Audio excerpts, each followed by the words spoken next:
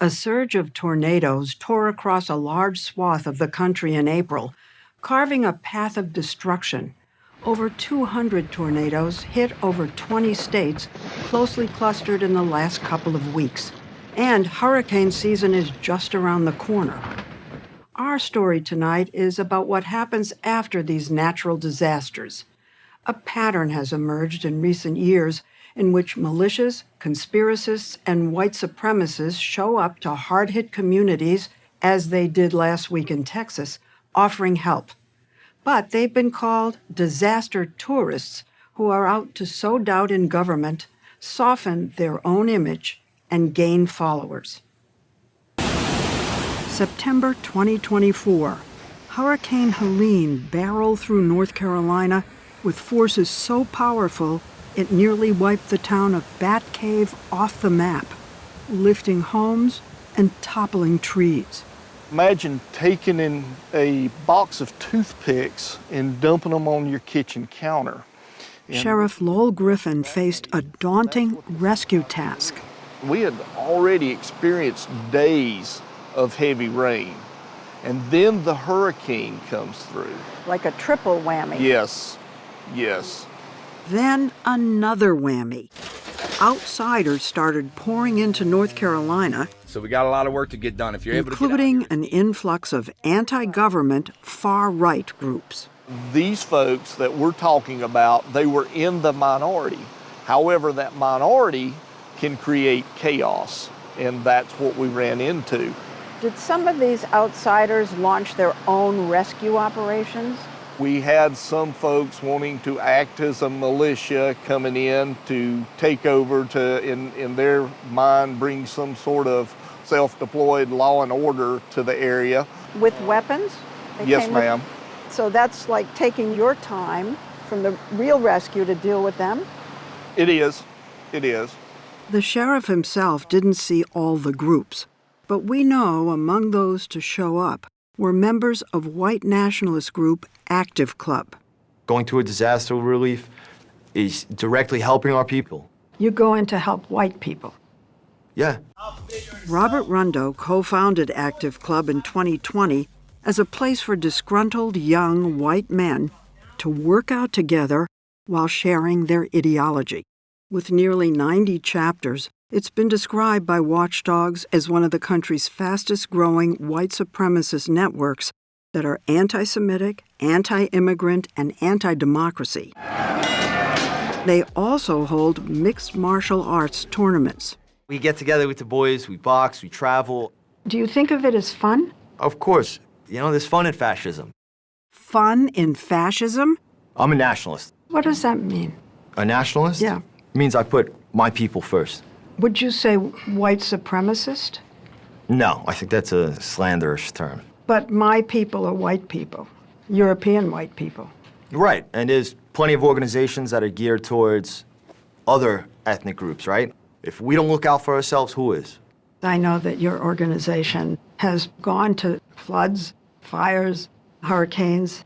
What if you came upon someone who wasn't white but is suffering because of the flood? Like, if there was like a guy on fire, would I give him water? Yeah, I'd probably give him water.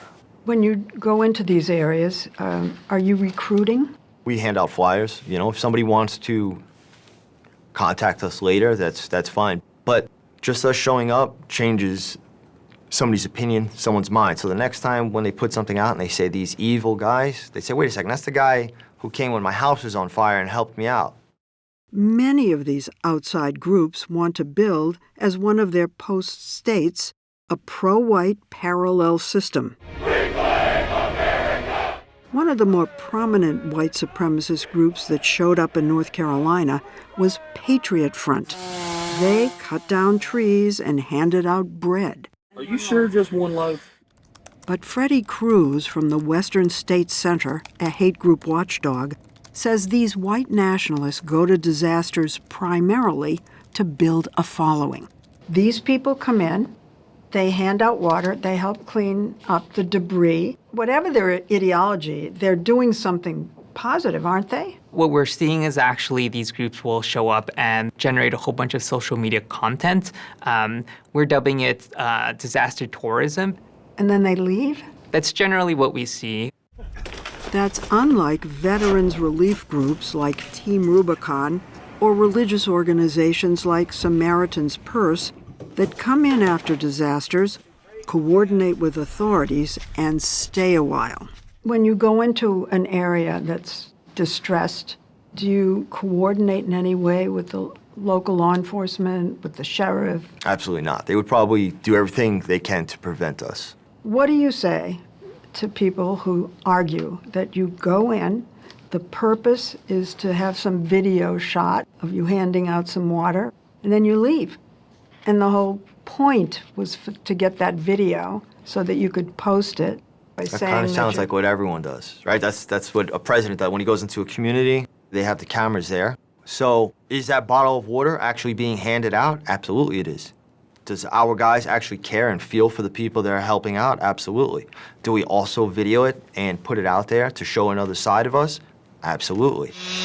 These extremist groups put out videos after floods. Patriot Front is here, continuing efforts in Central Texas. They put out videos during fires. We are here in Santa Monica Pier collecting donations for victims of the wildfires. They figured out that videos about natural disasters can reach a whole new, large audience. I think white nationalists are interested in natural disasters because everybody is interested in natural disasters. John Kelly heads Graphica, a firm analyzing how content spreads online. There are very few things that bring the public's attention to focus on one thing in unison, and natural disasters is one of those. These groups, through natural disasters, are trying to change their image. They're trying to say we're wholesome. That's one of the things that characterizes the current groups, is that they've kind of decided to leave the more triggering iconography in the closet and try to appeal to a more mainstream audience. Not to do things that turn people off, the way that marching around with swastikas would turn people off. A lot of mainstream media, how they depict us, they like to show a guy who's in camo, trucker hat, maybe overweight, face tattoos, something like this. What I wanted to do was to create something positive for young guys like myself. The more macho, wholesome image, Robert Rundo thinks, gives young men permission to adopt his fascist philosophy. Another guy who appeals to young men is online influencer Dan Bilzerian, with nearly 30 million followers on Instagram. He peddles anti-Semitism. I believe that Jewish supremacy is the greatest threat to America, and I think it's the greatest threat to the world today. I truly believe that. Some of these ideas are seeping into mainstream politics. Bilzerian is running for Congress in Florida. In a group chat, young Republican leaders praised Hitler.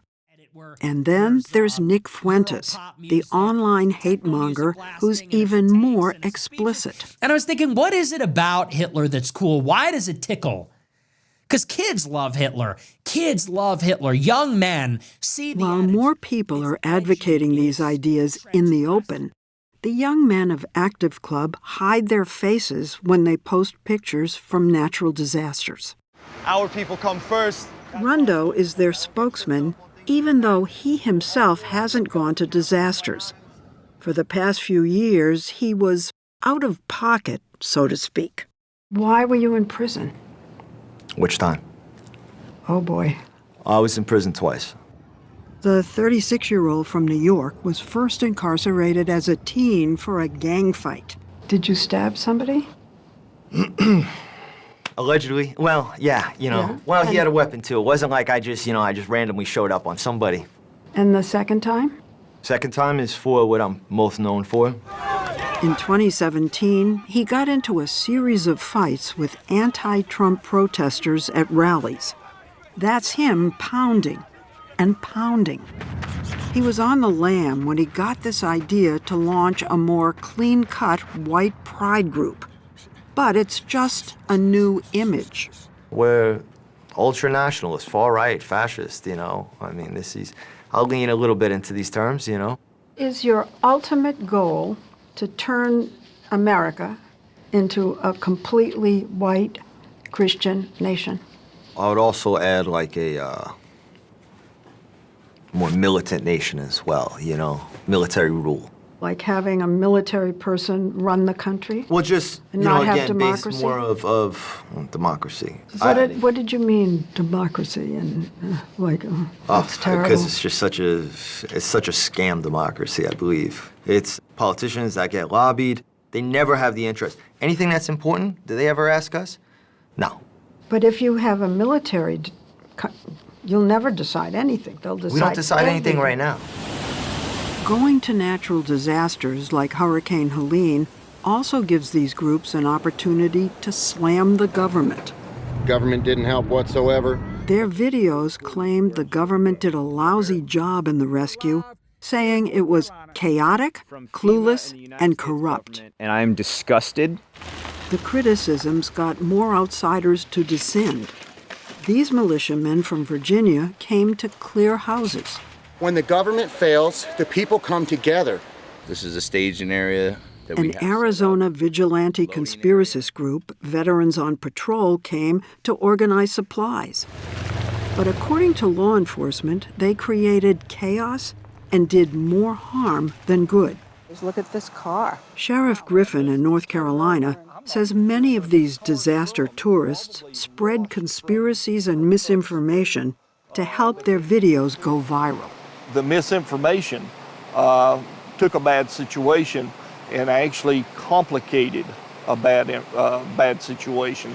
But Sheriff, they're coming in because they think the government isn't doing anything. So what I would say for all of these outside folks that are really wanting to help, they need to get their information from official sources and not from TikTok or Facebook or whatever the flavor of the day is with social media. What was some of the misinformation that was being spread?